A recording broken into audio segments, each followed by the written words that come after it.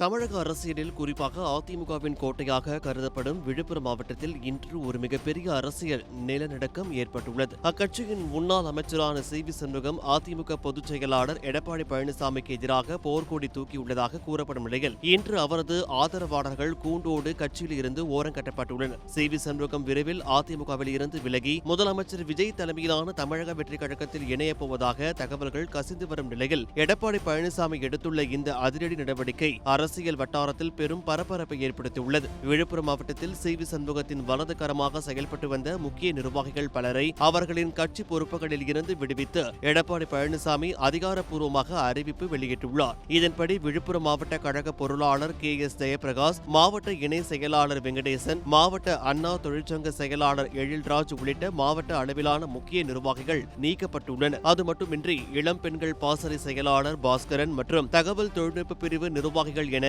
அடிமட்டத்தில் இருந்து மாவட்ட தலைமை வரை ஒரு மிகப்பெரிய கிளீனிங் பணியை எடப்பாடி பழனிசாமி மேற்கொண்டுள்ளார். இந்த நீக்கப்படலும் மாவட்ட நிர்வாகிகளுடன் மட்டும் நின்றுவிடவில்லை. விழுப்புரம் மாவட்டத்தின் பல்வேறு ஒன்றிய கழக செயலாளர்களும் இந்த அதிரடியில் சிக்கியுள்ளனர். குறிப்பாக வல்லம் தெற்கு ஒன்றிய செயலாளர் விஜயன், மயில மேற்கு ஒன்றிய செயலாளர் கிருஷ்ணமூர்த்தி, ஒலக்கூர் கிழக்கு மற்றும் மேற்கு ஒன்றிய செயலாளர்கள் மற்றும் திண்டிவனம் நகர கழக செயலாளர் செந்தில்குமார் என ஒரு நீண்ட பட்டியலையே தலைமை வெளியிட்டுள்ளது. இவர்கள் அனைவரும் உடனடியாக தங்களின் பொறுப்புகளில் இருந்து விடுவிக்கப்படுவதாகவும் இனி இவர்களுக்கும் அதிமுகவிற்கும் எந்த தொடர்பும் இல்லை என்றும் அந்த அறிக்கையில் திட்டவட்டமாக தெரிவிக்கப்பட்டுள்ளது. கடந்த சில மாதங்களாகவே எடப்பாடி பழனிசாமியின் தலைமையின் கீழ் செயல்பட சி.வி. சண்முகம் தயக்கம் காட்டி வந்ததாக கூறப்படும் நிலையில் இந்த திடீர் அதிரடி மாற்றம் அதிமுகவின் உள்நாட்டு பூசலை வெளிச்சத்திற்கு கொண்டு வந்துள்ளது. விழுப்புரத்தில் சி.வி. சண்முகத்திற்கு இருந்த செல்வாக்கை உடைக்கவும் அவரது ஆதரவு தளத்தை சிதைக்கவும் இந்த நடவடிக்கை எடுக்கப்பட்டுள்ளதாக அரசியல் விமர்சகர்கள் கருதுகின்றனர். ஒருவேளை சி.வி. சண்முகம் தனது ஆதரவாளர்களுடன் தாவேகாவில் இணைந்தால்